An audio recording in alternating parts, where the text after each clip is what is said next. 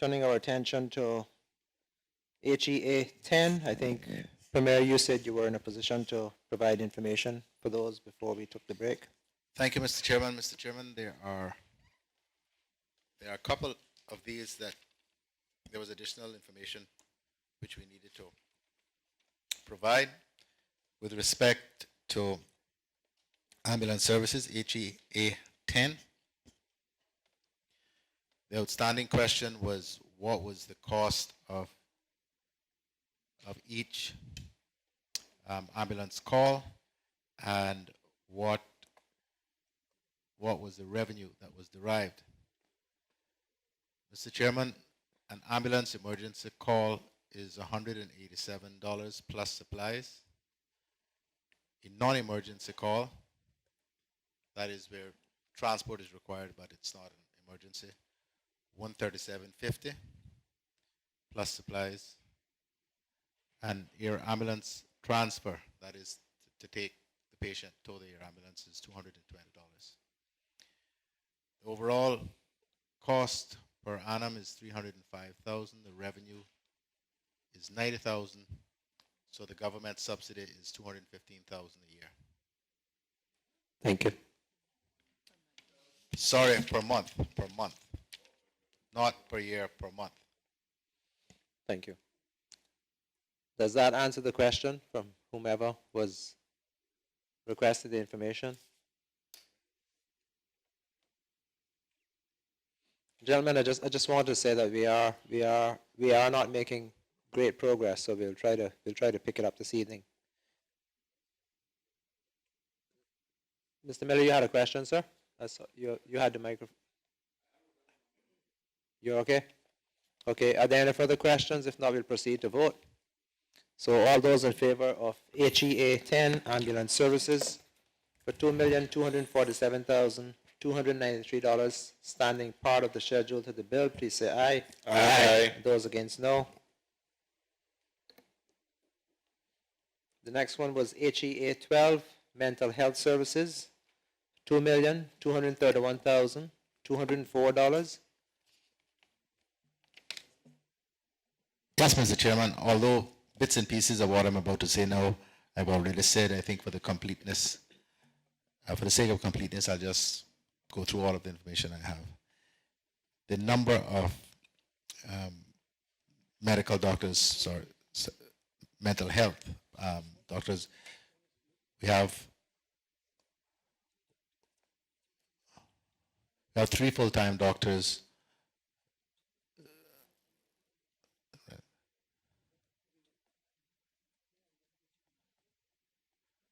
Right. 2 part-time, 1 full-time, and 1 junior doctor. We've got 19 nurses, 3 psychologists, 1 adult and 2 children, and 19 nurses, 4 actual nurses and 5 nurse aides. 14, and 5 nurse aides. The room and board in the mental health ward inpatient is $330 per night plus supplies. The number of children and adolescents seen in 13-14 were 399 in all 3 islands. I'm afraid we don't have the breakout of children as separate from adolescents. Age between 2 years and 17 years. I should make clear, Mr. Chairman, that when we talk about mental health issues, they cover a whole range of possible conditions, from attention deficit disorder to anxiety, depression, diagnoses such as bipolar, schizophrenia. Those sorts of diagnoses are only given once the person has become an adolescent.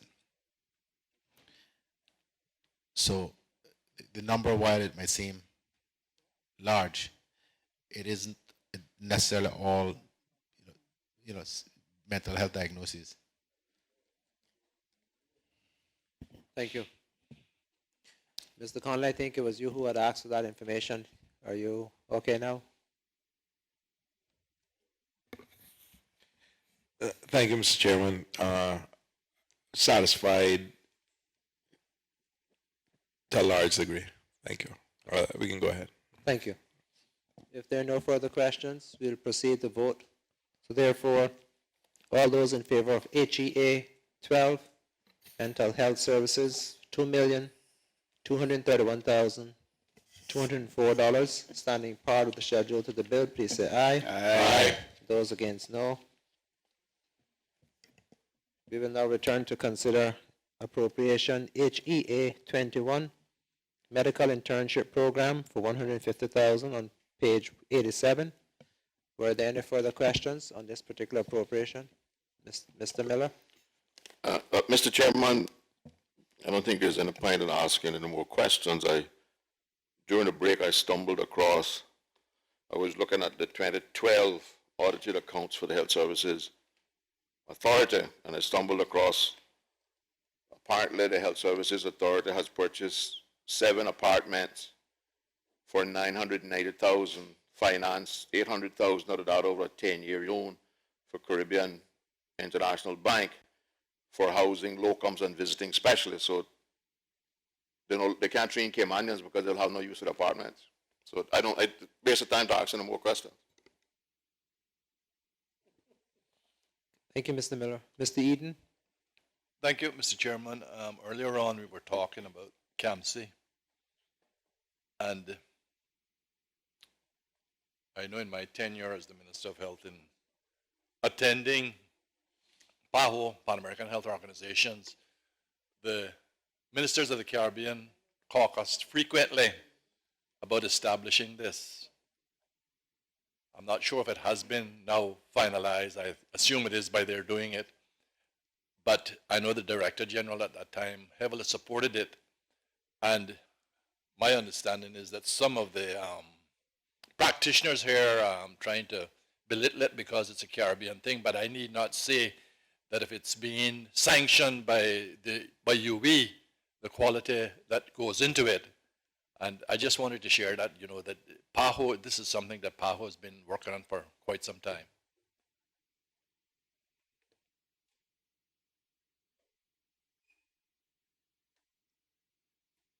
Is there just a comment? Okay. Mr. Conley, I saw Mr. McLean first, so I'll take his question. Mr. McLean? Mr. Chairman, this is the last vote on the medical, right? Yes, sir. If he has something relating to it, I just wanted to make a comment to update the minister. If he would like me to do it now, it's fine, but I would wait until he finishes with his, so I don't distract him. Mr. Conley, he's giving way to your question. I'd just like to understand, again, what the long-term plan is for Caymanian doctors coming out, especially through St. Matthews, and how they qualify, and if that's different than if they do it through UV with this this medical internship program.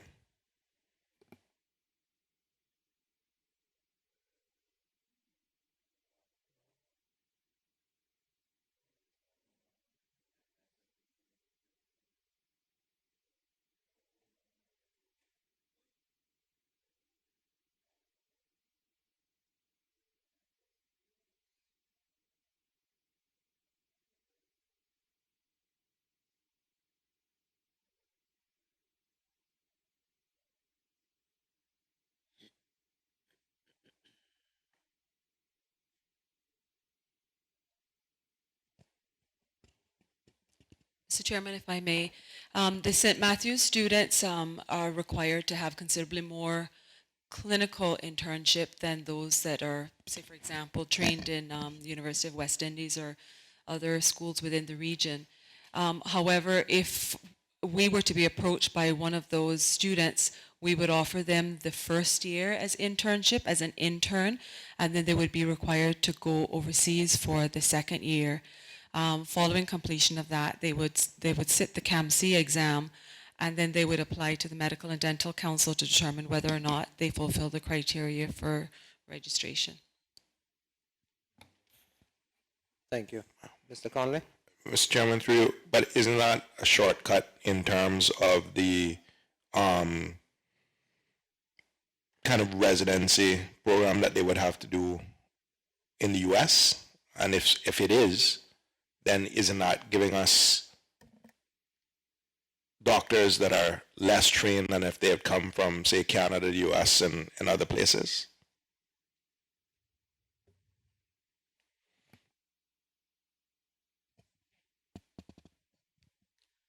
Mr. Chairman, through you, as I said, HSA provides the 1 year of internship for them once they come out.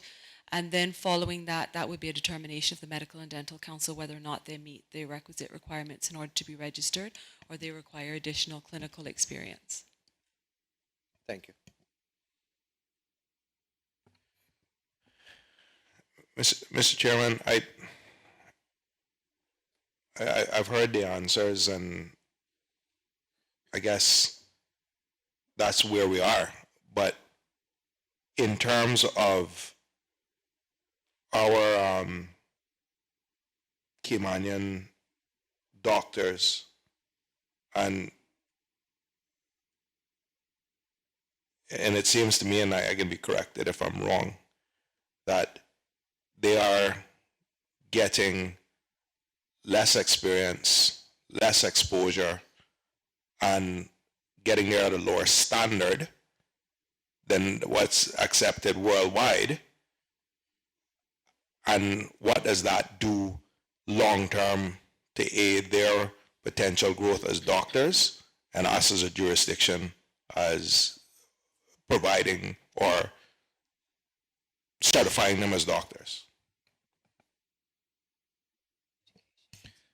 Mr. Chairman, this is a matter that is outside the expertise of myself, and certainly I believe of anybody in the House. It is a matter for the Medical and Dental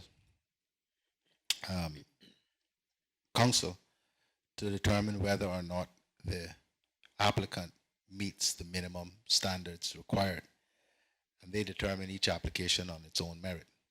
I don't know that we in this committee can pass judgment on whether or not someone is adequately qualified, has the requisite experience. That's why the law has set up the various councils which are comprised of people with the requisite experience to make these judgments. Thank you.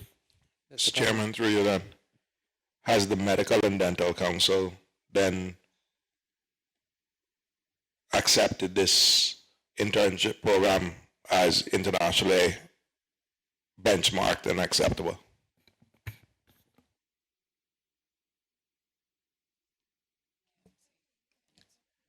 Yeah, yes, Mr. Chairman, it's accredited by CAMC, and it's just one of the 2 years that are required. Thank you. Mr. Conley? Mr. Chairman, I understand it's CAMC, but I asked about the Medical and Dental Council, local. I think you asked if the internship program was accepted by the Medical and Dental Council. As equivalent. And what they said is that it's accredited by CAMC. CAMC, which then makes it acceptable to the Medical and Dental Council. Is that am I correct? in what That's I'm correct, saying? Mr. Chairman. Okay. Thank you, Mr. Chairman. Thank you, Mr. Minister. Thank you, Mr. Conley. If there are no further questions, then we'll proceed to vote. Mr. McLean, you have a question, sir? No, I just Oh, wanted, that's right. You had a statement you want to make. yeah. Mr. Chairman, this morning, the minister, in a response to a question I asked him, I was told that about the dental visits, the dentist visit to East End. I was told that for the Eastern districts, they do the assessment at the schools and then take them to Bodden Town Clinic where you must have a dental chair, I assume, there, and do if they were in a corrective measure. And I did tell this committee that I was stumped with that one because I didn't know. And I did say that it was my understanding that the dental caravan usually would come to East End twice a year. I was wrong in that, and somebody else is wrong, because I did say the minister said that that's what he was informed, obviously by the CEO, and I did say that obviously that's what she was informed with too. And I said I would check up on it, and I can say that in 6 years the caravan has only been to East End School twice. And at no time has any kid been assessed at the school other than in the caravan.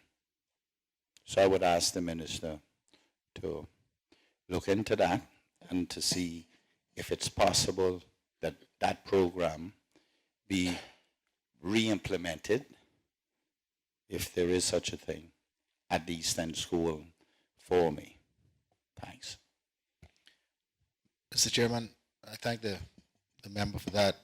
His information is different than mine. We checked as well to confirm, and what we have been told is that the dentist visits to screen the students at East End in particular now once per year, and then parents are sent a letter, those who have a particular issue, and invited to attend the clinic at Bordentown. Mr. McLean? Mr. Chairman, I can't say that that wasn't the information he received, but I can say that it was what I received. And Mr. Chairman, and that was from two different sources as well. This is from the HSA. Yeah, but mine didn't come from the HSA, and I can assure you, in 6 years, it only been there twice.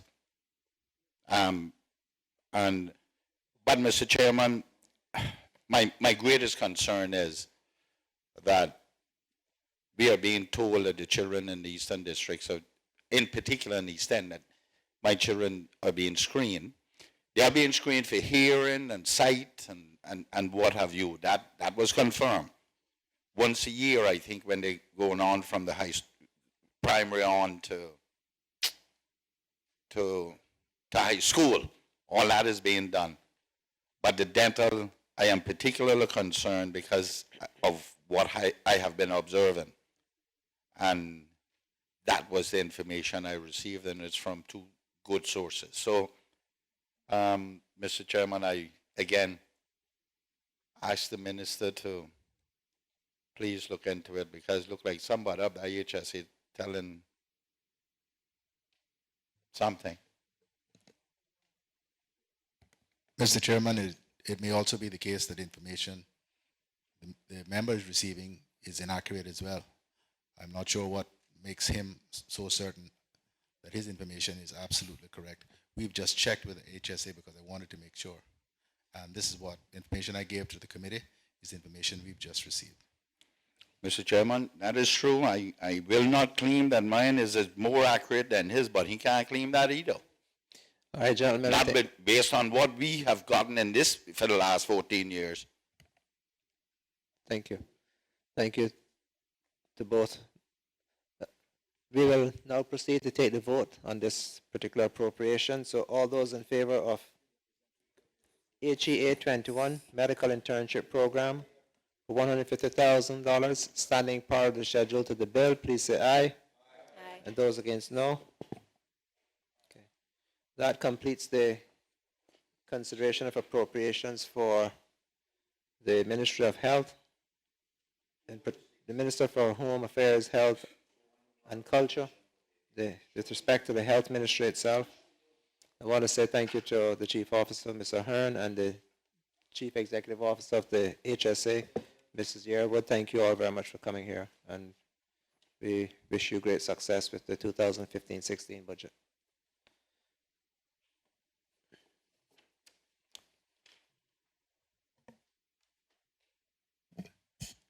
Mr. Chairman, I'd like to move on now to deal with Home Affairs. I'll see if they're here yet.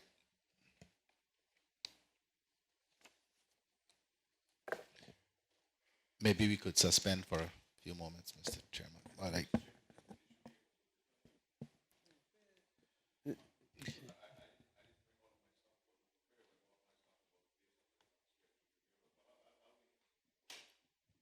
We're just trying to complete, it, the schedule got a bit changed because we're trying to complete things for, in the Premier's ministry as opposed to going to another minister and coming back.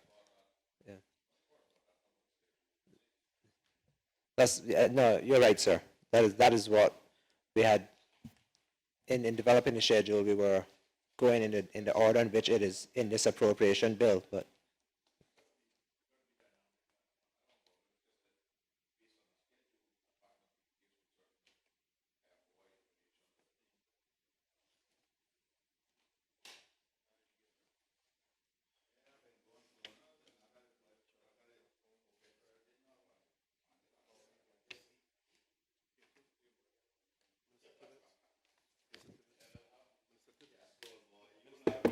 for the, be- for the benefit of, for the benefit of everyone, the appropriations for the Minister of, sorry, Home Affairs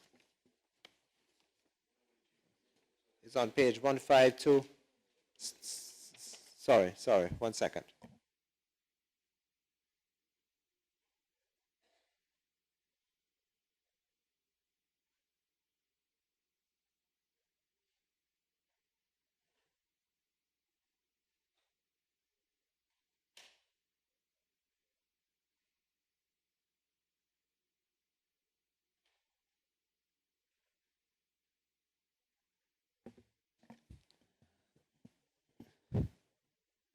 They're walking over